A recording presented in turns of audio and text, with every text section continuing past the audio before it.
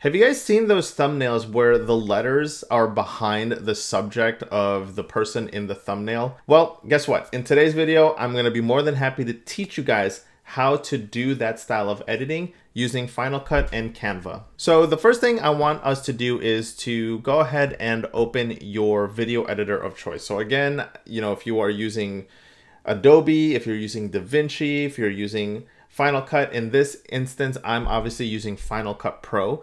So your mileage may vary, but it should be relatively simple converting it over to the editor that you guys are using.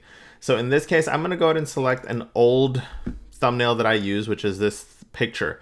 And what you're going to do is you're going to export two versions of them. So I'm going to go on the top here and I'm going to save this current frame. And I'm just going to save it to the desktop and call it test one. Now, a advanced tactic that I like to do, and I'm going to show you guys, again, make sure you know how to do it and convert it over to whatever editor you're using. But for me, I'm going to go ahead and use a blur effect. So I call it Gaussian blur. So I'm going to take this Gaussian blur and I'm going to add it in there and it's going to blur it out. Okay. Now I'm going to save this file as well. So I'm going to save this current frame and I'm going to save it to my desktop and call it test2. So now you have test one and test two on your desktop. So the next thing you guys want to do is you want to open up Canva. Now, once you guys are in Canva, I'm just letting you know a prerequisite to be able to do this will require the paid version of Canva because you have to remove the background.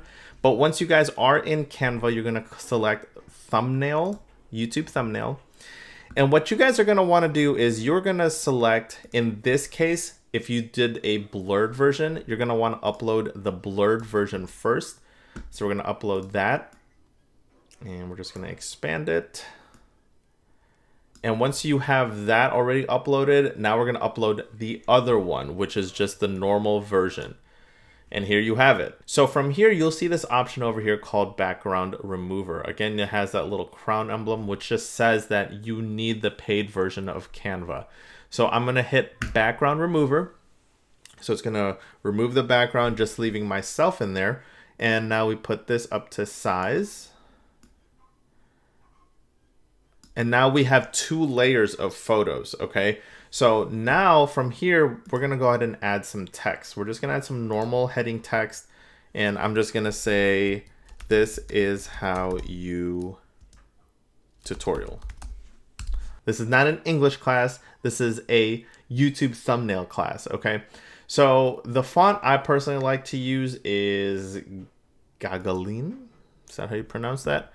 And then I change the font to white. So I'm going to highlight all this and turn this into a white font. And now I'm going to go ahead and put this behind my face. Okay, so you can adjust it a little bit, however you want to adjust it.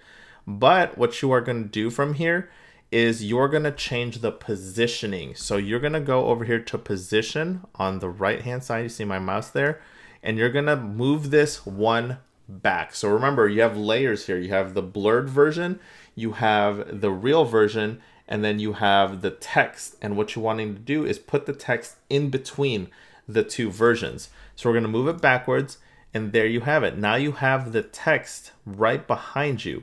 And so everyone likes this look right now. If you see other people using it, it's because it's really popular for some reason.